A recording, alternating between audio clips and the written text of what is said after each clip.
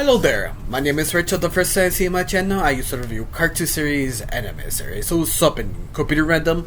And today we'll talk about a new Netflix anime movie called Outback. And new is, I think, the proper word, because Back in the Outback is the first official animated film from Netflix. This is like the first time they do this in-house, so it's something sort of interesting and unique because you could tell how experienced and how well written the show is depends on the sort of team they actually made.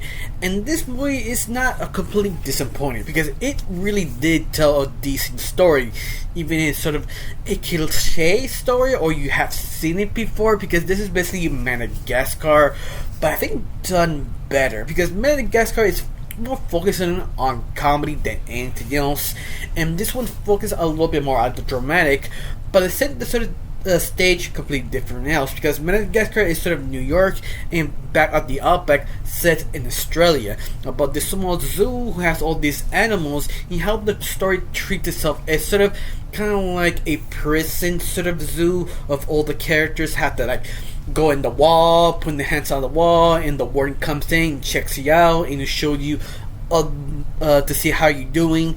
But once more, that's sort of the take they do this film.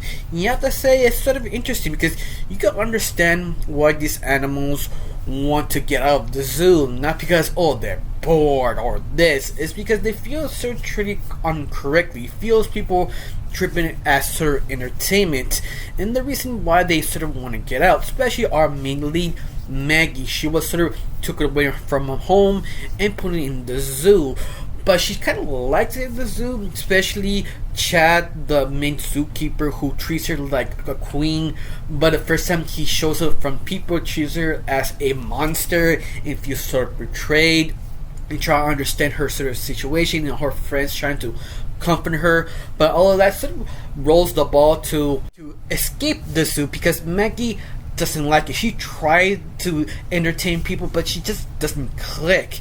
And the fact, even worse, one of her best friends got out of it in the zoo because she almost killed a human boy. But once more, she's trying to save her, but they can't actually understand each other.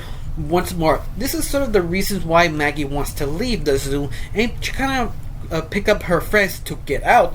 But during this moment during escape, they also pick up a koala on a tangent, because the koala is sort of famous in the zoo. It's basically the YouTube popularity of how cute he is, and he's sort of selfish, self-centered, stuck up, and he sees Maggie and her friends escaping. He's tempted to rat them out, but Maggie panics and sort of pick them up and just drag them with them straight to the Outback.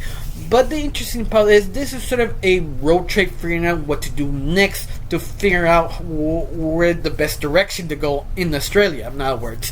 And on top of that, you do have Chad trying to kind of locate them, but at the same time, Chad is sort of the bad guy, sort of not. They treat him that he is doing his job. He's not really loving what he's doing, but he's doing what he has to. Especially, he has sort of a twist reveal to his son, because part of this movie is about Chad and his son trying to figure out to capture these animals.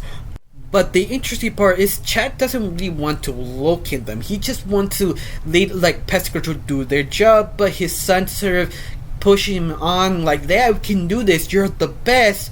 But the reason why his son keep pushing it is because of Chad himself, because he sort of gets his son to be this, "I'm a great zookeeper, I can do anything, I'm a badass." And that's sort of been in the ass, because he doesn't want to portray his son his own image, what he thinks of him. So he tries to do his job the best what he can, till he sort of got tired. He had to reveal the twist that he's sort of a liar. He is a zookeeper, a really good zookeeper, but he's not a badass Australian. And that's sort of trying to break his sons down to see it's okay.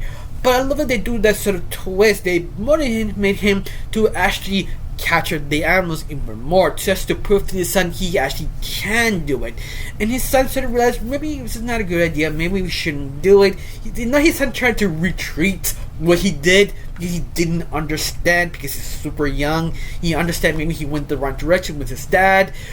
In other words, he sort of became a semi-villain. He sort of became a little bit unhinged. No, I did like that Chad and his Chad's son. They can easily make him just straight out of bad people, but they don't. They actually give time of the son-father relationship and the reason why he's doing it. It's interesting, but not interesting enough as the main leads, because our main leads are actually kind of interesting because they have no idea where they're going. They're trying to figure out how, and the sort of fun ways they use the animals trying to escape the city, go straight the Outback, is the ways that they use the animation make this sort of worth watching, because they have moments that is sort of kind of clever. Like they go inside the sewers, they sort of ride the wave, like kind of surfing in the sewers, but very fun, kind of clever dynamics of the animation make it sort of worth watching. Now, the movie, the written part is interesting and fun, but just sort of the humor sort of kind of kills it a little bit, because the humor kind of turns you off or not, depends on you, because the humor falls into sort of totally human, bombing human, or poop humor. But the sort of kind of did it right or did it wrong is sort of up to you, because it's sort of tricky to make it work, and that could be the thing can make you love it or hate it, or you think it's okay. To me, it's an okay film. It's something that it really doesn't kind of disappoint. It really doesn't. You do enjoy it, especially all the personalities work super well. Especially the sort of koala, that he was sort of a snob, sort of trying to be unlikable, but at the very end he became sort of a better person. Also, Maggie trying to understand who she is and her family, trying to locate them. She was a very endearing main lead, especially how the dynamic with the koala and Maggie trying to kind of make this work kind of not, because the koala was sort of the antagonist in the group, trying to kind of messed up things for them. But at the very end, I feel everything sort of ties well. It feels good enough. It's something I kind of wish they took a little bit more time to fix the middle a little bit. But other than that, that's the only complaint I ever have. Anything else, I still sort of recommend it. At least watch it for a little bit. Maybe you like it. Mariana, I don't know.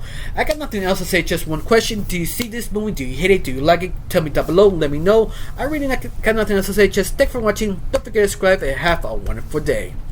Bye.